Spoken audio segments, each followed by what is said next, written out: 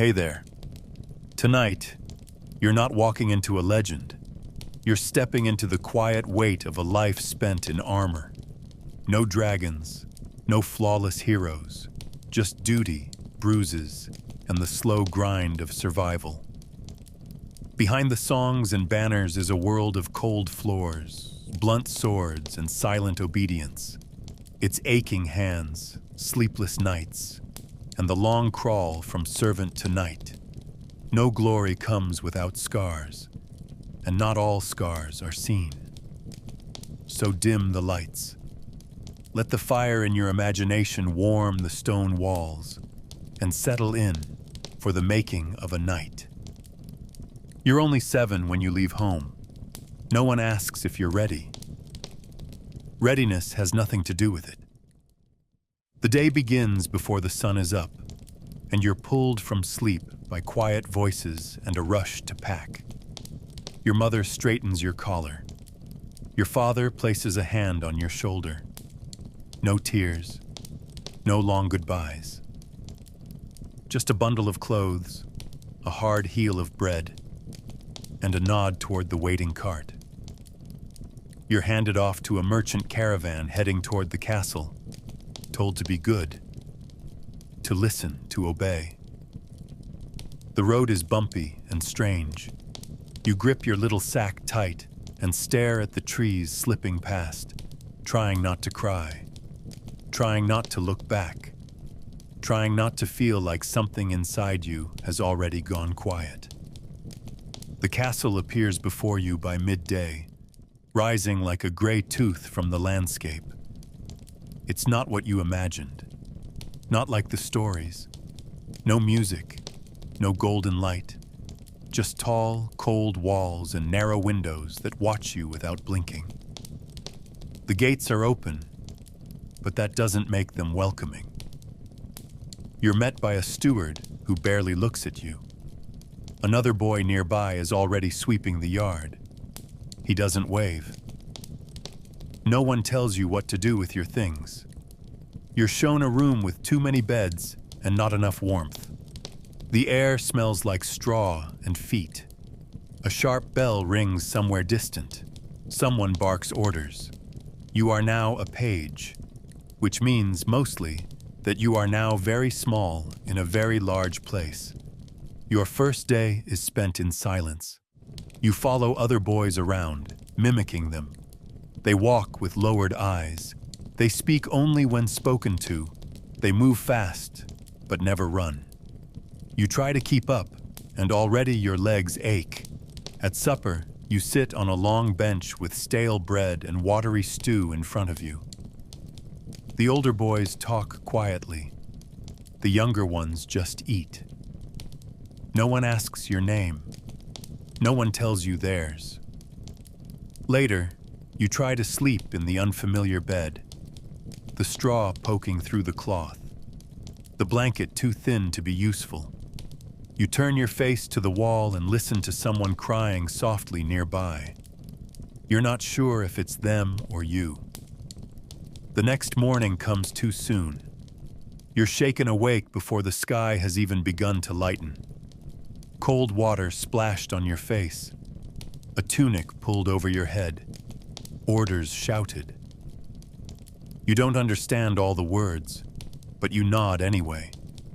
You scrub floors that were already clean. You carry buckets heavier than you. You sweep corridors that seem endless. No one thanks you. No one corrects you gently. The castle is not cruel. It simply doesn't care if you're overwhelmed.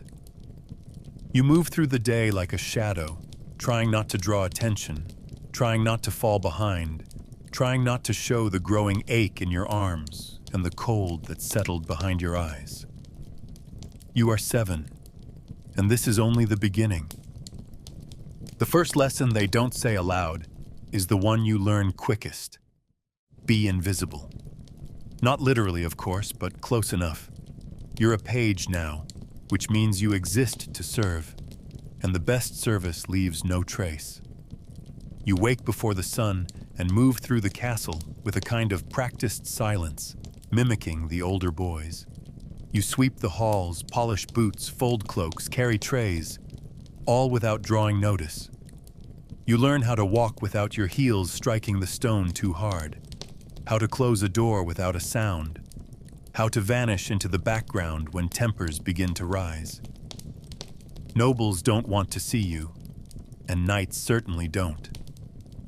Your reward for doing things well is that no one says a word. Your punishment for failure is hearing your name shouted across a corridor and scrubbing chamber pots until your hands are raw.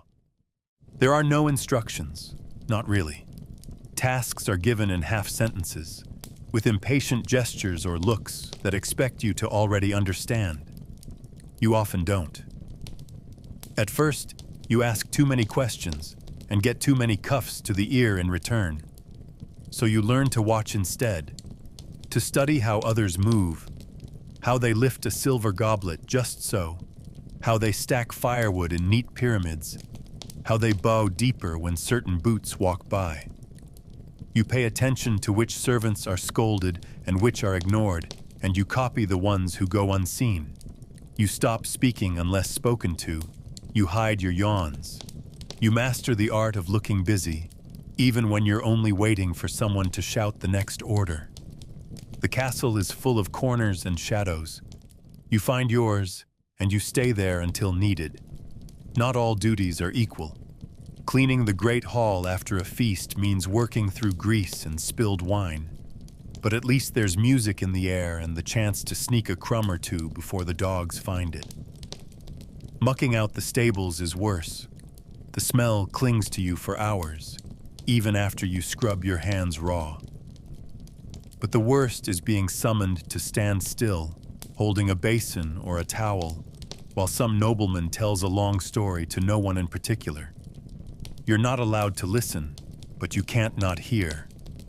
You're not part of the conversation, but you're not allowed to leave. And if your hand trembles or your eyes wander, you'll be reminded, sharply, of your place. So you stand, you wait, you vanish. That is what a page does, and slowly, without knowing when it happened, you become what they wanted. You stop tripping over your own feet. You stop crying when no one's looking.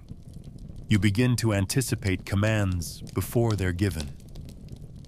When a door creaks, you're already there. When the fire dies, you've already fetched the wood. You move like a shadow, quiet and careful, and for the first time someone says your name without shouting it. It's not praise exactly, just a nod. But it lingers longer than you expect. Later that night, as you lie on your straw mattress with aching knees and a smear of soot across your cheek, you realize no one yelled at you today. No one noticed you, and that, in this place, is the closest thing to triumph.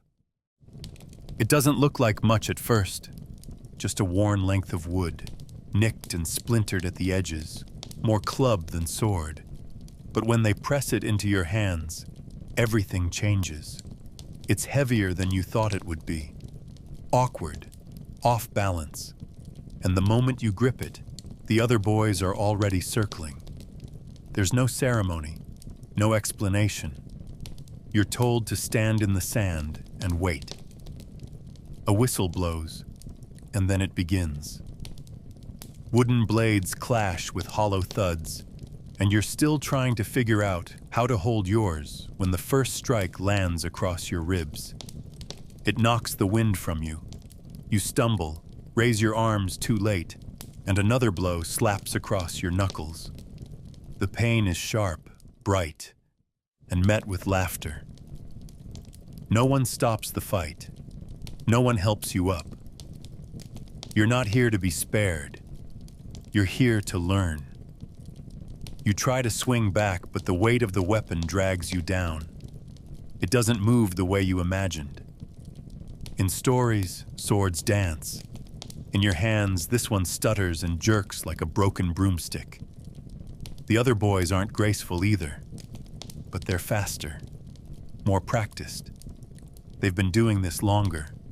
You catch a blow with your forearm, feel the bruise bloom instantly, and wonder if this is what knighthood feels like. Not honor, but impact. The instructor watches from the edge of the yard, arms crossed, saying nothing. You don't know if he's judging your form or your pain threshold, probably both. When the drill ends, you're limping and flushed and humiliated. Someone mutters that you swing like a milkmaid. You say nothing. You just hold on to the sword a little tighter. Even when your fingers want to let go, the next day, it's the same. And the next. You learn not by instruction, but by repetition, by mistake. You learn how to keep your guard up, how to spot a feint, how to turn your body just enough to soften a hit. You learn to fall and to get up faster. There are no pads, no armor, no encouragement. Just dust, sweat, and bruises that never quite fade before new ones arrive.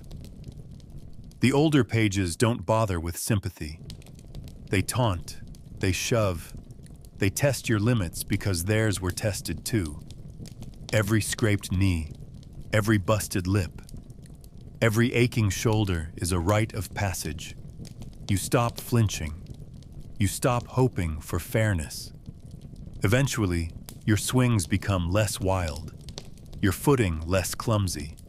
You land your first real hit, a sharp crack across another boy's hip, and for a moment, you understand the appeal. But there is no glory in training, only survival. Your body is sore in ways you didn't know it could be. At night, your arms feel too heavy to lift. You dream of wood striking bone, of sand in your mouth, of the sound your breath makes when it's knocked out of you. You start noticing things. Which boys aim too high, which leave openings when they lunge, which lose their temper too easily. You begin to read the fights before they happen. You're not strong yet, not fast, but you're learning, slowly, painfully. The wooden sword no longer feels foreign. It feels like an extension of the place you now belong to, rough, unforgiving, and utterly inescapable. The chapel is cold year-round. Stone walls, narrow windows, a lingering draft that bites at your skin no matter how many layers you wear. You kneel on the hard floor every morning before the sun has fully risen, the scent of candle wax and damp linen thick in the air. Your knees ache, your back stiffens, but you stay still. Everyone does. The priest drones in Latin, his voice echoing against the stone like a spell cast too often to matter. You don't understand most of it, not yet, but you learn when to bow your head, when to cross yourself, when to mumble the words you've heard enough times to fake knowing them. It's not about belief, not yet.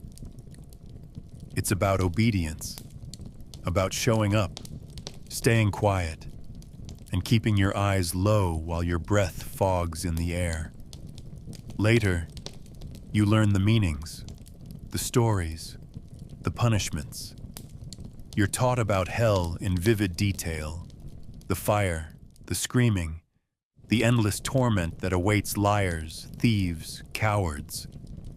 The priest speaks of sin with such certainty that you begin to catalog your own missteps daily, afraid that even thinking a wrong thought will mark your soul forever. Confession becomes a ritual, not of relief, but of fear. You whisper your mistakes behind a curtain, waiting for the absolution that feels more like a warning than a comfort. You don't feel forgiven. You feel watched.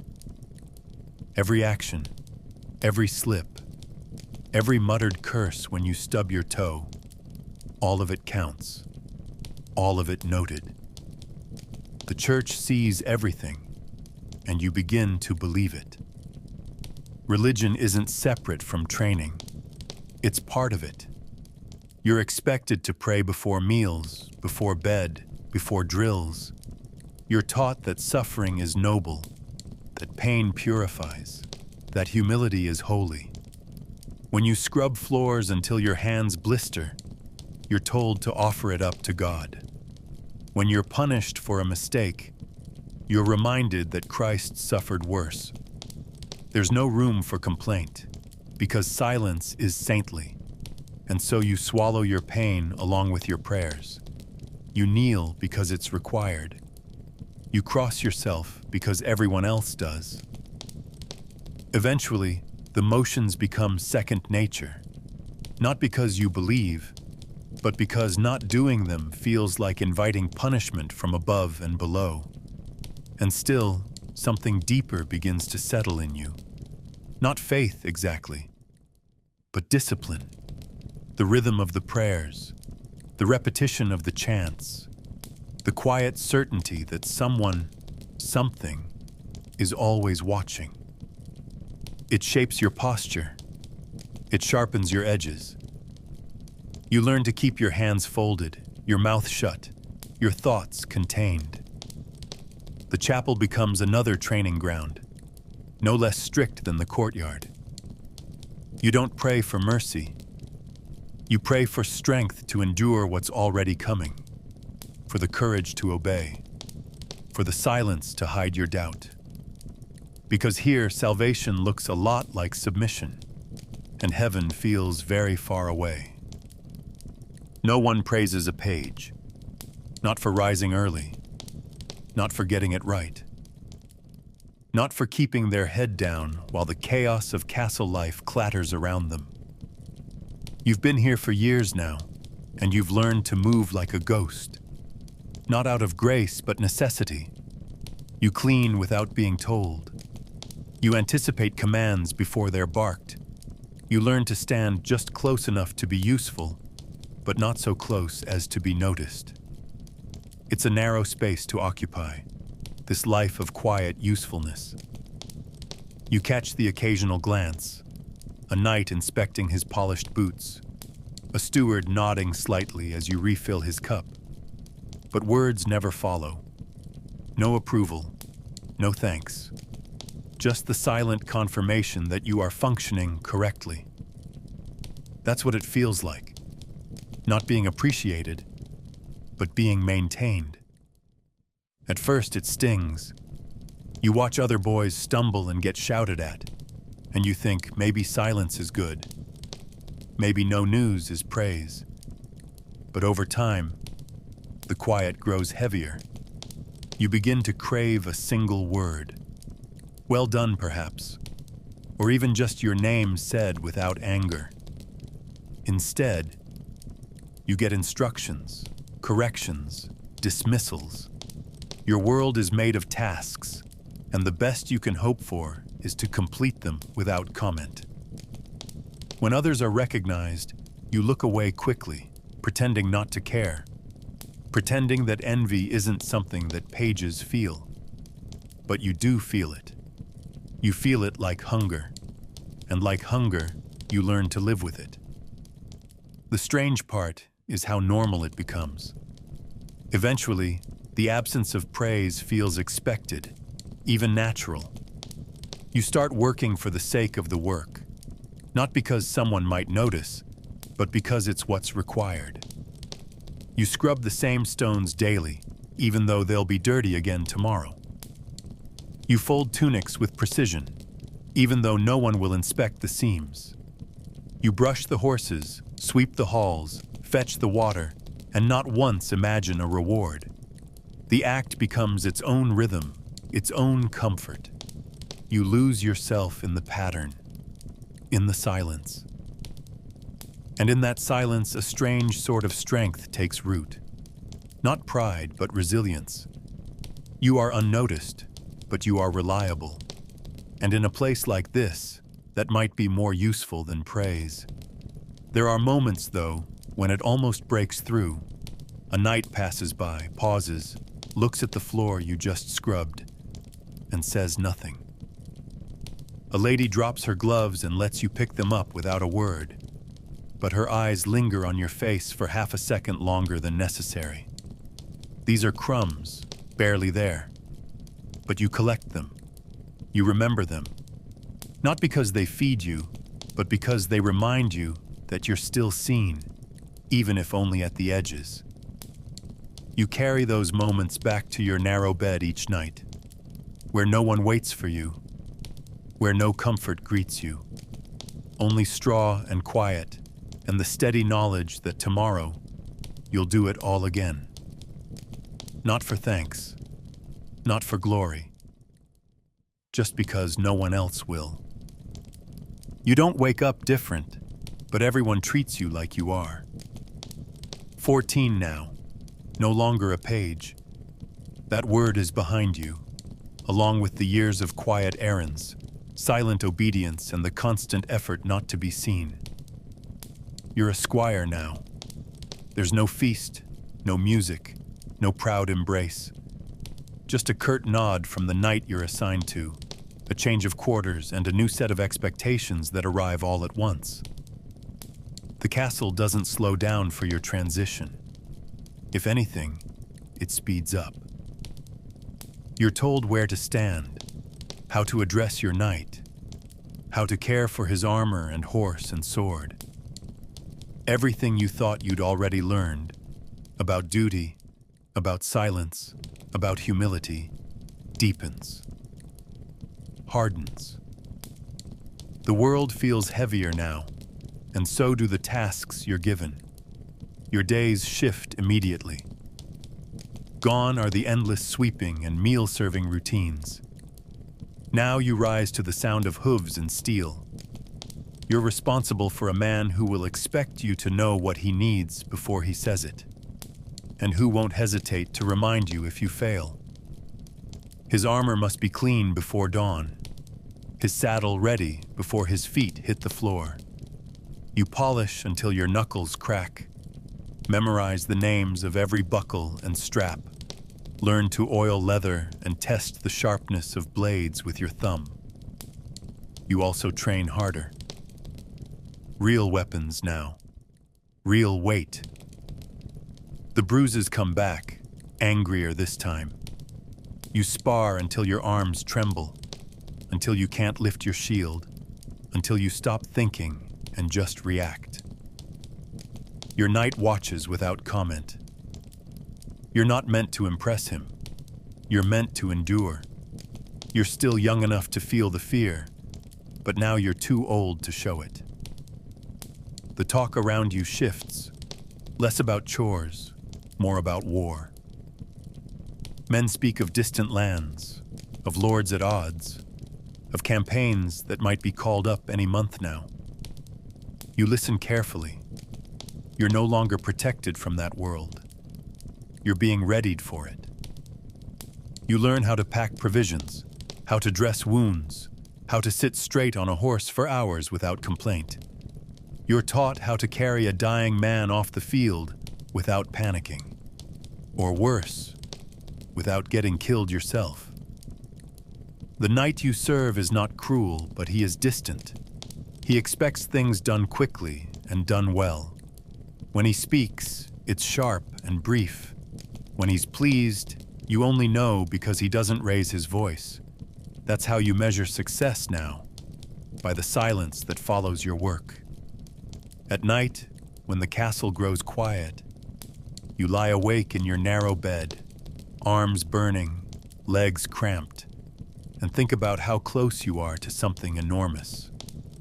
Not glory, not yet, but the edge of something, war, manhood, a world you've been circling for years without fully entering. You stare at the rafters and listen to the distant clatter of boots on stone, wondering what it will be like when your turn comes, when you're the one riding out, when you're no longer watching someone else's battles, but standing in your own. You're not there yet, but the path is laid out before you, and whether you want it or not, you're already walking it. He doesn't speak much, and when he does, it's never more than he needs to. You learn to follow him like a shadow, one that doesn't ask questions and doesn't fall behind. Wherever he walks, you walk. Wherever he rides, you ride just far enough behind to be useful, close enough to be summoned. At first, the silence between you is heavy. You fumble, misstep, bring the wrong saddle, forget the polishing cloth. But he doesn't yell. He just watches. And somehow, that's worse. You begin to anticipate. You learn the sound of his footsteps in the early morning, the rhythm of his breathing before a ride, the way he fingers the hilt of his sword when he's thinking. He never praises. He never corrects. He simply expects. And eventually, you meet those expectations without needing to be told. You dress him for battle, strap on his armor, tighten his greaves. The first few times your hands shake. Later, they don't. You know every plate and buckle by heart, every seam in his tunic, every nick in his blade. You oil the leather before the rain, sharpen the sword before drills, pack his provisions before he asks. When he returns from training, you have water and clean cloth waiting. When he returns from war, you have bandages. There is no room for error. If something chafes, if something slips, if something breaks, it's your fault. Not spoken aloud, but carried in the silence between glances. You start checking everything twice, then 3 times, then once more before sleep. You become the person who knows what needs doing before anyone else does. And in that, you start to understand the shape of duty. His moods don't vary much, but you learn them anyway. When to speak, when to nod, when to simply stand beside his horse and wait. You hear stories about knights who drink too much, who strike their squires for sport, who treat them like dogs in livery. Yours isn't like that. He's cold, but not cruel. He never lays a hand on you, never wastes a word. But he trusts you in his own way. Leaves his sword in your care. Nods slightly when you bring his horse unsummoned. Hands you letters with no instruction, knowing you'll deliver them to the right place at the right time. You become an extension of his presence, silent, prepared, loyal. You wonder if this is what respect feels like in armor. Not kindness, but inclusion. At night, you sometimes catch glimpses of who he used to be. He sharpens his blade with the door half open, muttering names you don't recognize. He sits by the fire and stares into it long after the logs have gone black, as if trying to remember something or forget it. You never ask. That's not your place, but you watch. You learn. One day, that might be you. The man with scars no one sees. The weight no one mentions. And maybe, just maybe, a boy standing behind you, learning your silence the same way you once learned his.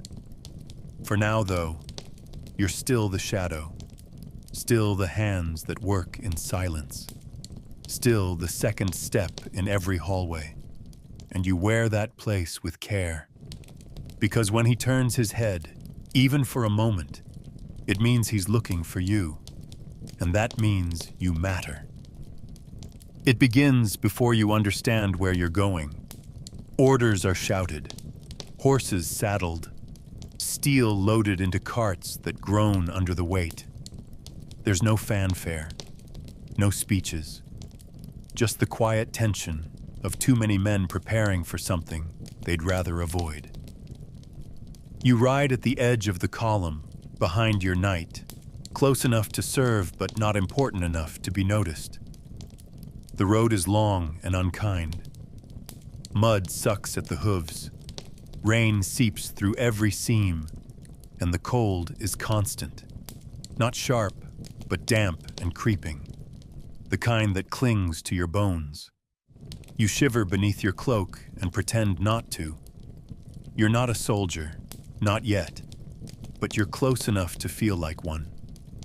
Close enough to see the fear they carry in their silence.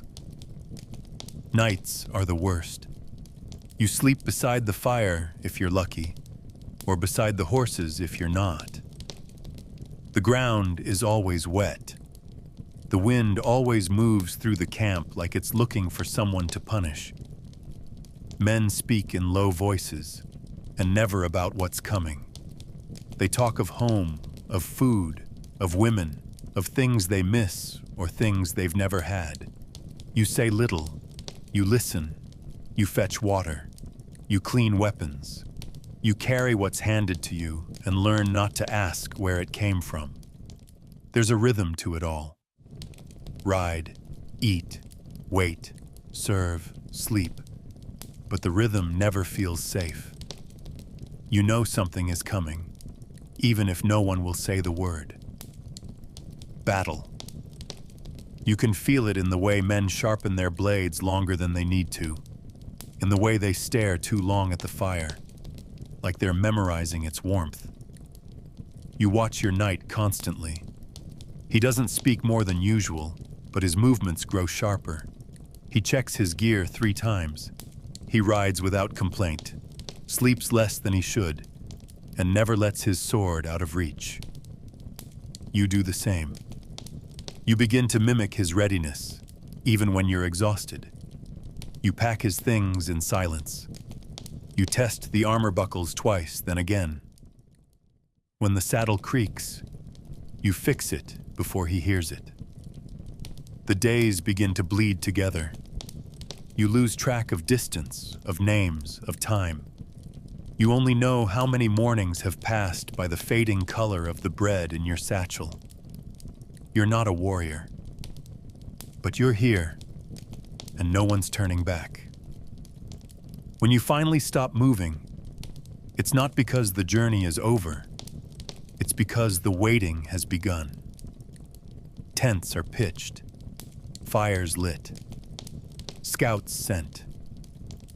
The camp becomes a hive of murmurs and unfinished prayers. You sleep in your boots now.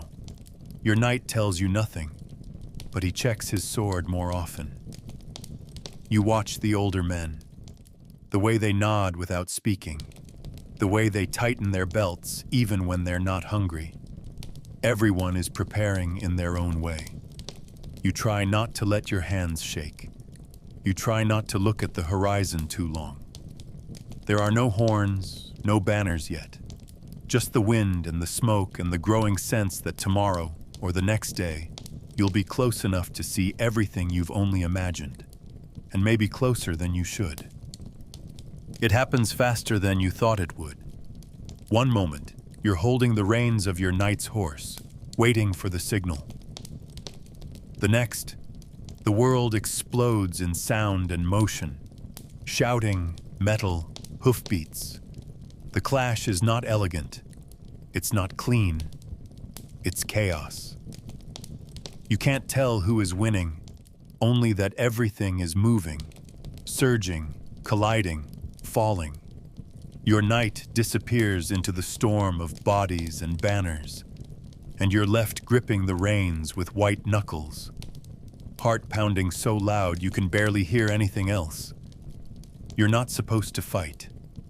That's not your role. But you're still here, and the line between roles begins to blur as men scream and fall around you. You see the first body within seconds. Not a noble, not a soldier with polished armor. Just a boy not much older than you, eyes open, throat cut, face slack in the dirt. You freeze. For one awful breath, you can't move. The blood looks unreal, too dark, too thick. Then something snaps inside you. Not courage, just necessity. And you start running. You hear your name shouted, or maybe imagined. You duck under a swinging blade, trip over a fallen spear, scramble to where you think your knight last rode. When you find him, he's on the ground, armor dented, visor askew, one leg twisted at an unnatural angle. He's breathing, but barely. You don't think. You just grab under his arms and start pulling. The armor is heavy, so heavy. You slip in the mud, nearly drop him, then readjust and try again. Your breath is ragged. Arrows whistle overhead. You don't know where you're going, only that you have to move. The smell is thick around you now. Sweat, iron, wet leather, and blood. You gag but keep dragging. He groans once, curses low. That's how you know he's still conscious. You don't stop. Your legs burn. Your fingers scream. You dig your heels into the earth and haul him inch by inch toward the trees, toward the edge of the madness, toward whatever safety might exist on the other side of the shouting. No one helps you. No one sees you. Everyone is trying to survive. When you finally collapse beside him, lungs on fire, knees in the mud, you realize you've lost a glove. One hand is raw from gripping steel. The other won't stop shaking. Your knight opens his eyes, mutters something you don't catch, and then passes out again. You tear at his armor, trying to find the wound. There's blood, but you don't know how much is his. You press a cloth against it anyway. It doesn't matter if you do it right. It only matters that you try. Around you, the noise begins to thin. The chaos moves away, and for the first time you're left alone with the weight of what just happened. You saw death. You touched it. You moved through it. And you're still here. For now. After the first battle, something inside you shifts. It doesn't happen all at once. There's no sharp moment. No line you consciously cross. But slowly, thought begins to fade. Not completely, just the kind of thought that slows you down. You stop asking questions. You stop wondering why this is happening or when it will end. You stop imagining what your life could have been if you hadn't been sent here. Instead, you move. You tighten straps. You sharpen blades. You clean blood from armor without thinking about whose it was. Your hands know what to do before your head catches up. The days blur. You wake, you work, you sleep. Or try to. The dreams are worse than the days, so you stop chasing rest and settle for stillness. You tell yourself it's enough. The body adapts. You stop flinching when someone screams nearby. You stop coughing when the fires smoke too much. Your fingers stay steady even when your legs tremble. You eat what's given to you, even if it's half rotten. You drink water with ash in it. You wipe your face with the same cloth you used to clean your boots. There's no time for preference, no space for disgust. Every choice becomes a calculation. How fast, how efficient, how quiet. You begin to recognize the rhythm of survival, not as something noble or dramatic, but as something dull and relentless. You don't rise to the occasion. You sink into it, like a stone into mud, and no one praises you for it. They just expect it. You speak less. You stop responding to your name unless it's barked. The jokes of other squires slide past you without reaction. Even the older knights begin to look at you differently, not as a boy, not as a servant, but as something in between. A tool that functions. A body that moves without complaint. You feel it too. You carry yourself differently, not with pride but with numbness. The weight of your knight's armor no longer crushes you. It simply is. The blood under your nails doesn't bother you. The bruises don't matter unless they slow your work. You forget what day it is. You forget how long it's been since you wrote home. You forget why you ever thought this would lead to glory. And in that forgetting, there's a strange kind of strength. Not resilience, not hope, just endurance. You do what needs doing. You tend the wounds, you patch the gear, you stand in the rain without flinching. You hold the horse steady during a storm. You wake when others sleep and move before the orders come. You don't think. You survive. Because if you stop to think, if you really stop, you might remember the faces of the dead. You might hear their voices again. You might feel the blood warm on your hands. And you can't afford that. Not now. So you push it down, deeper and deeper, until there's only silence inside you. And in that silence, you keep going, because that's what survival looks like.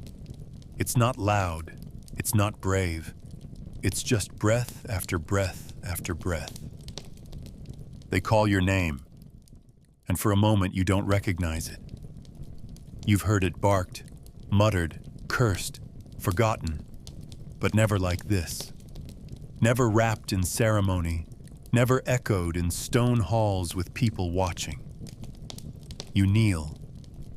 The weight of the sword on your shoulder is lighter than you expected, more symbolic than physical, but your muscles tense anyway, like they expect pain.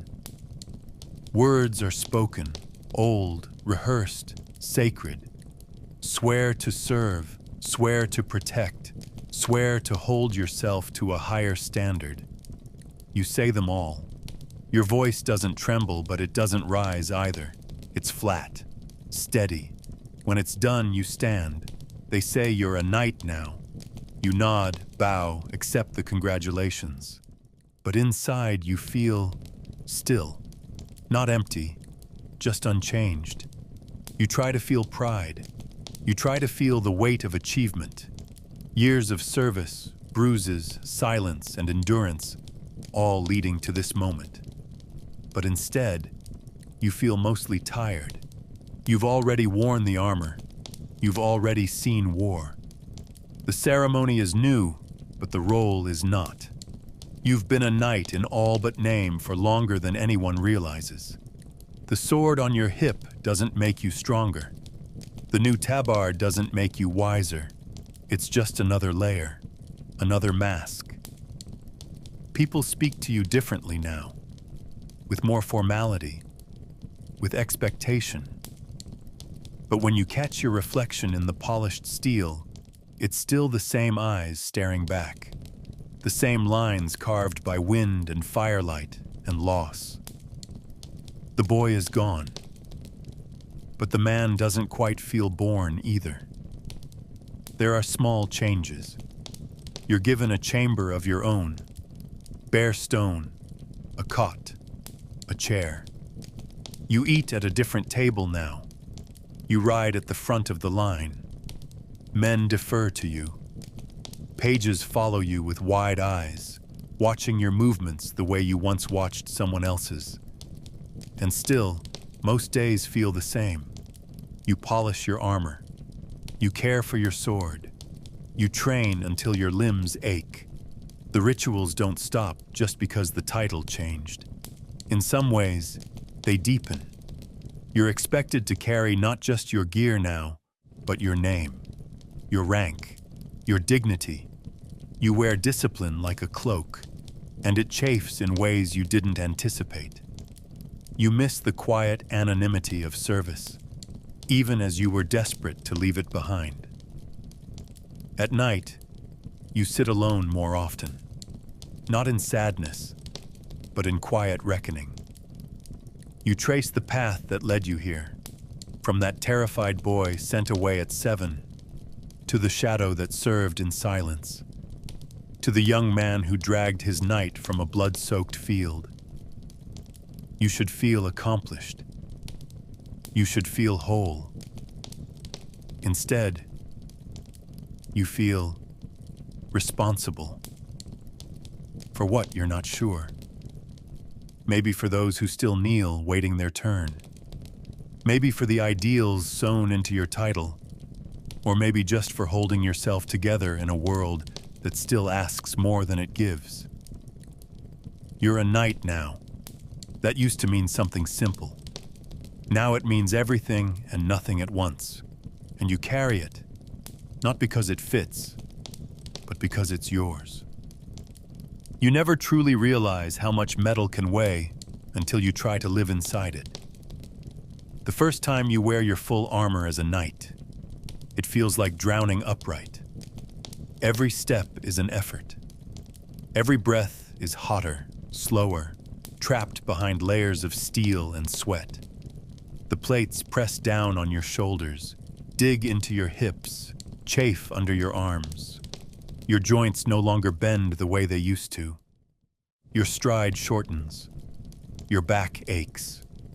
And yet, this is your skin now. No one says it aloud, but it's understood. A knight is not flesh and blood first. He is armor. And you must learn to wear that truth as naturally as your own name. It's not just the weight. It's the heat. In summer, the metal sears against your tunic, turning your body into a furnace. In winter, it bites like ice, numbing your fingers before you've even drawn your sword. The air inside your helm smells of old sweat and iron. Your ears ring constantly from the echo of your own movement. And still, you train. You mount your horse, practice your strikes, march until your legs go numb. At first, you stumble, fall, curse, but no one helps you up. You must learn where to shift your weight, how to turn with your hips, how to balance without sight or breath. You must become something heavier than a man. A presence, a wall, a threat. Grace is a distant luxury. Control is everything. There's a ritual to caring for it. Every night, you remove each piece one by one. Pauldrons, vambraces, greaves. You wipe them clean of sweat and dust and blood.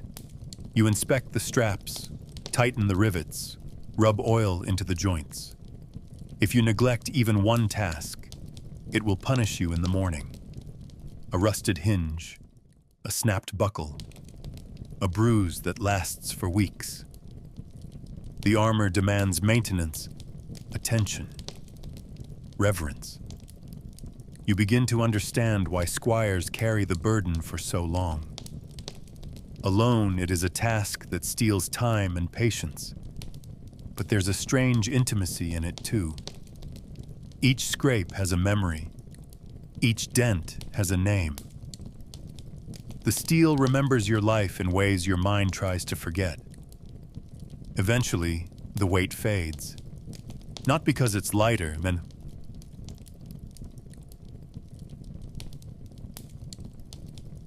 It never is. But because you stop resisting it. Your body adjusts. Your muscles learn to move differently. Your posture adapts. You sleep stiff, wake sore, and stop noticing. You walk with steel on your back and forget what it's like to feel wind on your chest. The armor becomes you. Not a shell, not a burden, but a second self. It hides your fear, your weakness, your youth. It gives you shape when you no longer recognize your own. And you live in it not because it's comfortable, but because it's necessary. Because in a world where softness breaks, iron endures. The banners wave, the crowds cheer, and the sun gleams off polished steel. But it's all noise to you now. A tournament, they call it. A noble sport. A display of honor and skill. But you've trained long enough, served long enough, bled enough to know what it really is. It's spectacle. A game dressed in blood and gold. The stands are packed with lords and ladies sipping wine and placing bets, shouting names they'll forget by sunset. You're one of those names now. not a shadow anymore. Not just a squire. You ride into the lists with your visor down, your armor gleaming, and your nerves coiled tight beneath it. They see a knight. You feel like a coin being flipped. The first clash isn't graceful. It never is. It's pain and force and blind instinct. You charge, you strike, you miss, you get hit. The crowd roars, not for you, but for the impact. You taste blood inside your helm. Your ribs scream under the breastplate. You adjust, recover, swing again. Somewhere beneath the sweat and noise and pressure, you remember your training. Footwork, balance, precision. But all of that fades the moment your opponent's sword slams into your shoulder. You stumble, regain footing, counter. There is no rhythm, only survival. The same truth from the battlefield, dressed in banners and fanfare. The difference is that now, people are watching, judging, betting on your endurance. After the fight, they hand you a goblet and shout your name. You nod, too dazed to speak. Your mouth tastes of iron and wine. The nobles offer compliments, some sincere, most performative. Other knights look at you differently now, some with respect, others with calculation. Every win in the arena is a shift in power, in recognition, in danger. You smile when you're expected to, laugh when the crowd laughs, and pretend the bruises don't bloom beneath your skin. At night, you lie awake with your armor at your feet and your victory still pulsing in your blood. You tell yourself it meant something, that it brought you closer to the life you once imagined. But even now, you can't quite believe it, because beneath the trumpets and garlands, it's still a grind. You polish your gear the next morning like always. You bandage your arm. You prepare for the next match. The glory they talk about, it's thin, fleeting, a mask that slips the moment the crowd turns away. You've learned that what matters isn't the cheer, but the control, the silence between matches, the ability to walk off the field with your head high and your sword clean. That's what lasts. Not the applause, not the wine, not the wreath placed on your brow, just the knowledge that you entered the ring and left it standing. And that next time you'll do it again, not for glory, but because that's what knights do. You ride through the gates as a different man than the boy who left. The village looks smaller now. The trees along the path are thinner than you remember. Or maybe it's your shoulders that have grown. Peasants bow as you pass, not in reverence, but in recognition. They know your name now, not as a child, but as a knight. Your father is gone. The land is yours. There is no ceremony, no feast, just a ledger waiting on your desk and a steward who speaks too fast about taxes, fences, grain. You nod, trying to follow, but the words slide past. You know how to hold a sword, not a pen. But here, the battlefield is parchment, and you're expected to conquer that too. The castle feels colder now, emptier. You walk halls that once seemed endless, and they echo with your own footsteps. Servants avoid your eyes. The chapel smells like dust and beeswax. You sit at your father's old desk, fingers hovering over ink, trying to sign a name that doesn't feel like yours. There are disputes to settle, boundaries to mark, oxen to replace. Everything is fragile. Every decision has weight. You miss the clarity of battle, the brutal simplicity of danger. Here mistakes fester. A missed word can start a feud. A bad harvest can starve your people. No one trains you for this. You're armored in responsibility now, not steel, and it's heavier than you imagined. Peasants come with requests, complaints, apologies. You listen, though your mind aches. One man pleads for timber. Another weeps over a lost cow. A woman accuses her neighbor of stealing eggs. You sit straight, speak carefully, weigh truth against necessity. Mercy costs coin. Justice causes resentment. You learn to balance, not to solve. At night, you reread old letters, study old maps.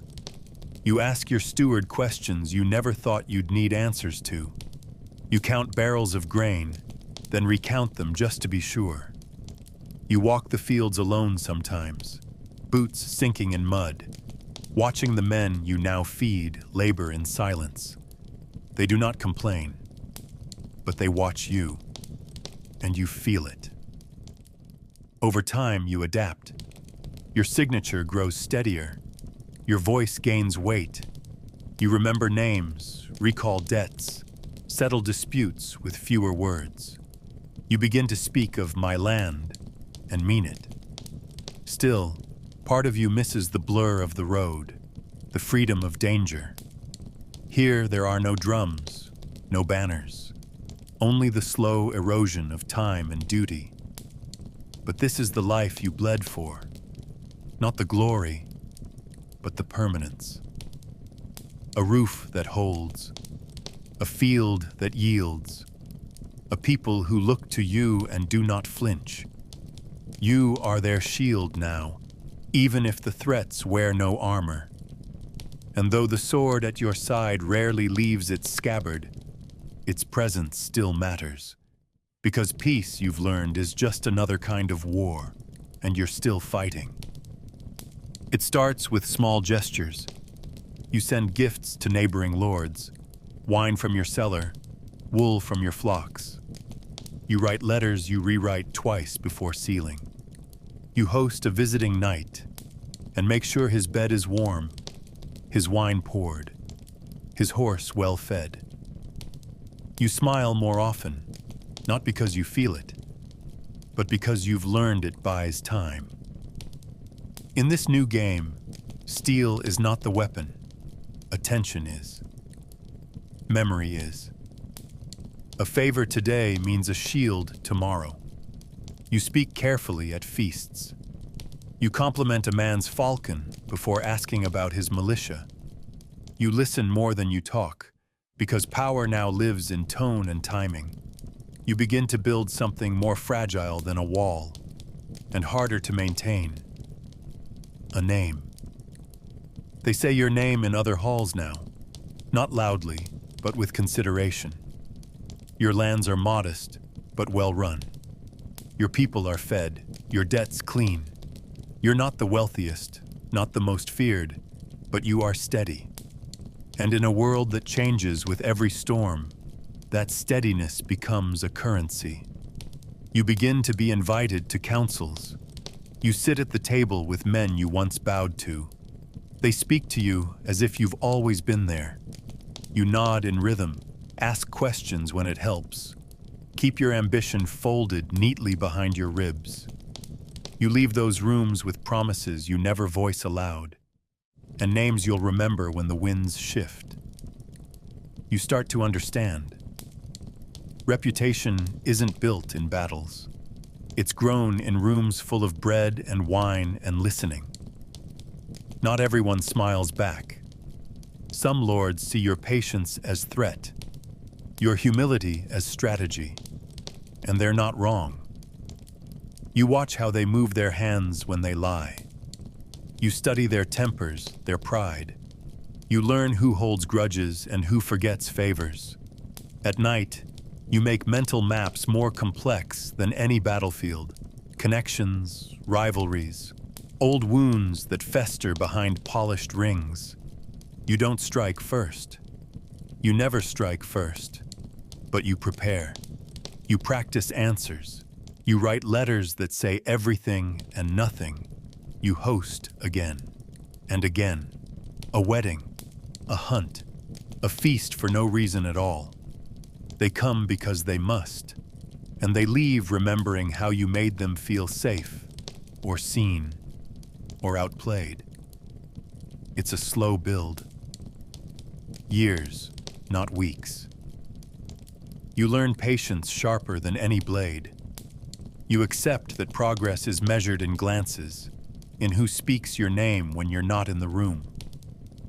Your banner becomes familiar. Your land becomes a place others mention with care. And through it all, you remain polite, controlled, present. You shake hands you'd rather break. You praise people you don't trust. You welcome guests who once ignored you. And in doing so, you rise, not in spectacle, but in certainty. You become more than a knight. You become a man they depend on, or fear, or both. And that, you realize, is power of a different kind, earned not on the field, but at the table, and no less dangerous. You never planned to lead. Once you followed, silent, precise, invisible. Then you stood beside. And now, somehow, you ride at the front.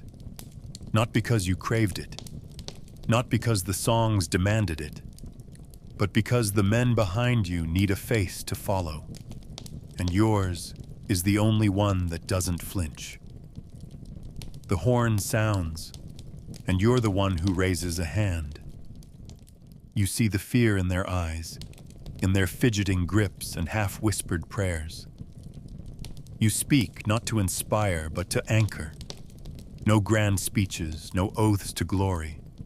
Just orders, just direction, just calm in a storm that hasn't yet broken. You draw your sword not to show strength, but to make it real for them. The steel is cold, but your grip is steady. The charge feels slower now, not in speed, but in perception. You count every heartbeat, every clatter of hooves. You don't look for the heroics. You look for the gaps in your line. The man who stumbles, the one who hesitates. You shift your horse. You shout. You block. You move with purpose, not passion. You used to fight for recognition, then for survival. Now you fight so others don't die. Your blade moves automatically, an extension of thought before thought arrives. It's not elegant, it's not beautiful, but it's efficient. And that efficiency keeps your men alive. It buys seconds. It closes distance. It reminds them that someone in the storm still knows what to do. You see them fall. Not all. Not most. But enough. You remember their names. You feel each death like a crack in your own armor. After the dust, you kneel beside the wounded, your knees in the same mud you once bled into as a boy. You give water. You carry stretchers. You ride to the widow's door and speak slowly, without flinching, even as her silence shatters the room. You don't offer comfort. You offer presence. And somehow, that's enough. You spend the nights after battle counting who made it home instead of who didn't. You write letters no one should have to read. And still, the call comes again. Another skirmish, another border dispute, another fight not of your making, but yours to lead. And you go, not because you're brave, not because it brings pride, but because there is no one else. You strap on the armor that never quite fits the way it used to. You mount the horse with knees that crack louder than they should. You raise your sword with hands that have written too many names. And you ride. Because they need someone to follow. Because it matters. Not in stories, not in songs, but in lives. You don't chase glory anymore. You chase the possibility that fewer graves will be dug if you're there. And that, in the end, becomes enough. You're still a knight. But now, you understand what that truly means. It was never about you. It was always about them. He arrives in the early spring, all elbows and nerves, dragging a satchel too big for his frame. He tries not to stare at you, but fails. You recognize the look in his eyes. Reverence, fear, confusion.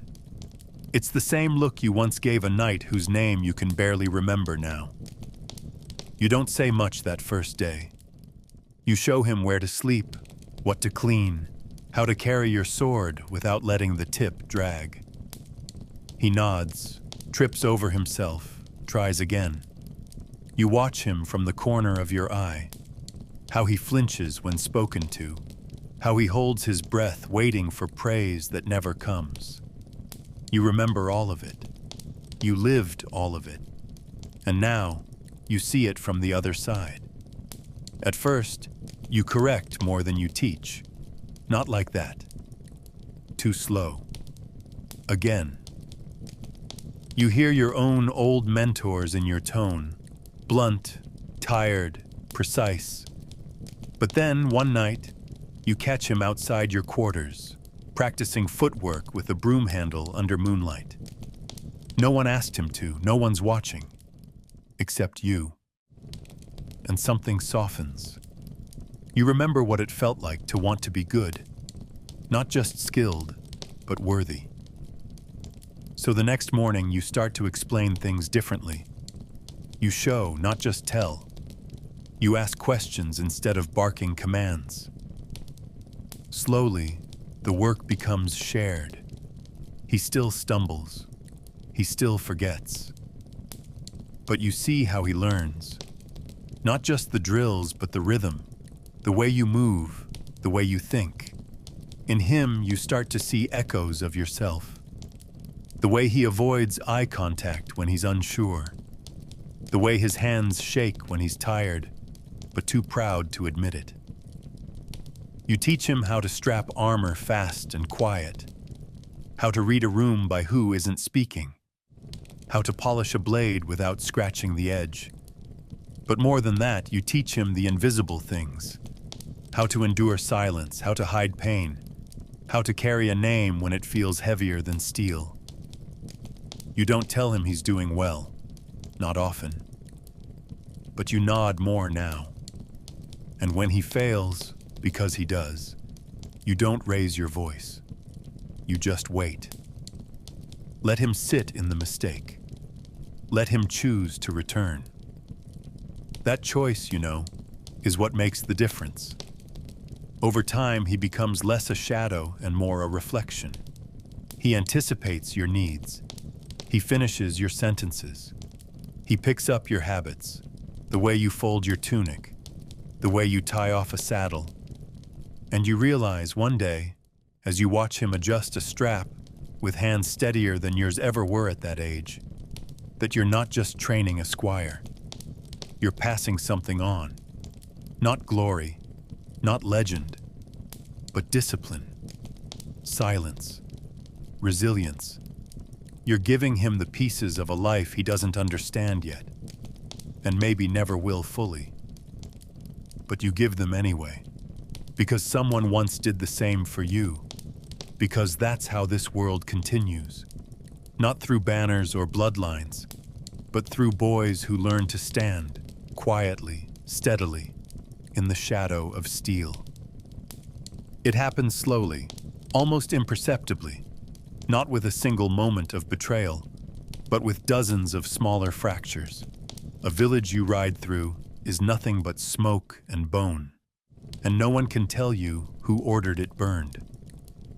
You see a child searching through ash for something that isn't there anymore, and her eyes look straight through you.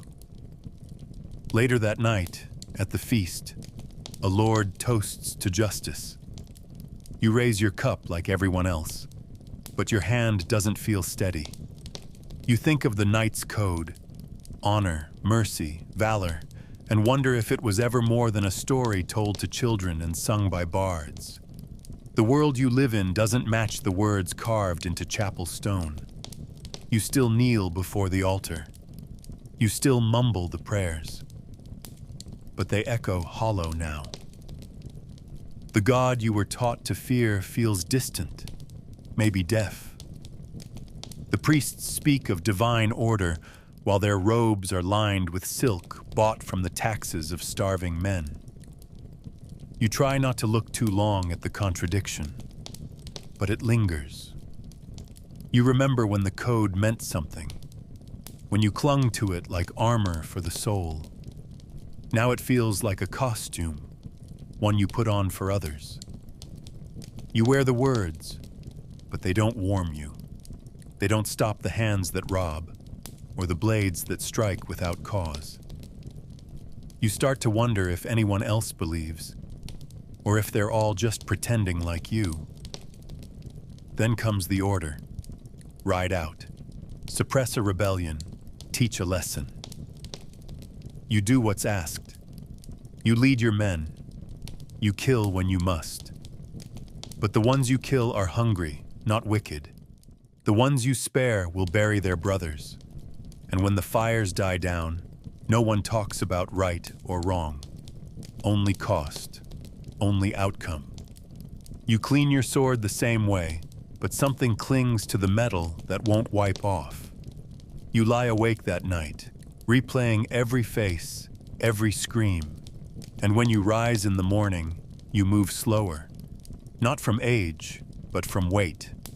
The weight of knowing that your sword no longer draws a line between good and evil, just between order and defiance. You don't abandon the code, not fully, but you stop quoting it. You stop holding others to it. You stop expecting it to hold the world together. You act with care, not because the code commands it, but because your conscience won't let you do otherwise. You start listening more to silence than to scripture. You find clarity not in sermons, but in small things. A farmer thanking you without fear. A horse brushing its nose against your hand. A night without blood. You realize that what they called honor might just be attention. That what they called mercy might just be restraint. And that being a knight has less to do with titles and more to do with what you do when no one is watching. Even if it breaks the rules. Even if no one sings of it. The aches arrive before the cold now. Your knees speak louder than your thoughts in the morning. You sit down slower. Rise even slower. Tasks that once flowed without effort. Lifting a saddle. Pulling on greaves. Mounting a horse. Now take your breath in small, silent gasps. You don't limp yet, but your stride shortens. The younger knights don't say anything, but you see it in the way they glance at you during training. That cautious mix of respect and concern. You know that look. You gave it once, back when you thought age was something noble, not something that made your fingers tremble when tying a strap. Your armor still fits, but only because you've made adjustments. A little more padding here. A notch loosened there. It's not shameful. It's practical. But part of you remembers how it used to feel. To move inside the steel like it was your own skin. Now it's a cage you negotiate with each morning. The mirror tells you stories you didn't ask to hear. Silver creeps through your hair. Lines deepen at the corners of your mouth. A scar on your neck itches when it rains. You find yourself reaching for memories more often. Not to dwell, but to confirm they still belong to you. You whisper names to yourself just to make sure they haven't disappeared. Sleep comes in fragments. Dreams don't follow logic. They tangle old battles with faces long dead. And sometimes you wake not in fear, but in disorientation, unsure of the year, unsure of your role. You're not afraid of death. Not really. You've seen it too often and too close to pretend it's something distant or dramatic. What you fear, quietly and without voice, is being forgotten. That your name might fade from ledgers. that your banner might be folded away and never raised again. Not for glory, not for song, but because so much of your life was shaped by purpose. And now, that purpose feels thinner, like parchment handled too many times.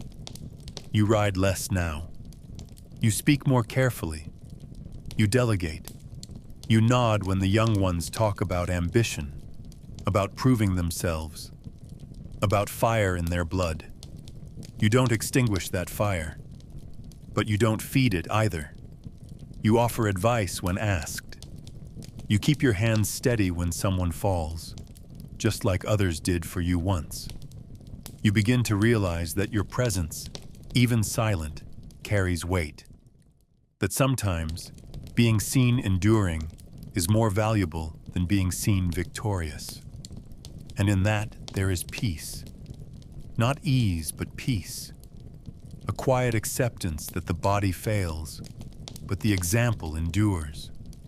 And maybe, if you carry yourself with enough grace, someone will remember not the battles you won, but the way you stood even when it hurt. The saddle creaks beneath you, familiar and unforgiving. Your spine aches with every step of the horse, but you don't shift your weight. Not anymore. Comfort stopped being part of the job long ago. You wear the armor, even if it pinches. You ride at dawn, even if you barely slept. You nod at the gatekeeper, greet the steward, check the grain reserves, inspect the stables. None of this is glorious. None of this makes you a hero. But it must be done. And you're still the one doing it. Because there's no one else. Or rather, there are others, but they still watch your hand before they move. Still glance at you when the silence gets too long. You no longer dream of greatness. What keeps you riding now isn't fire, but momentum. The sheer weight of years behind you, pushing you forward. You've become a fixture, dependable, solid, always there. They don't question it. They assume you'll ride out when the smoke rises, that you'll stand between them and whatever chaos comes next. And you will. Because stepping back feels unnatural. Because rest feels like surrender. The world hasn't stopped asking things of you. The village still needs decisions. The men still ask advice. The young still need someone to follow. So you keep riding.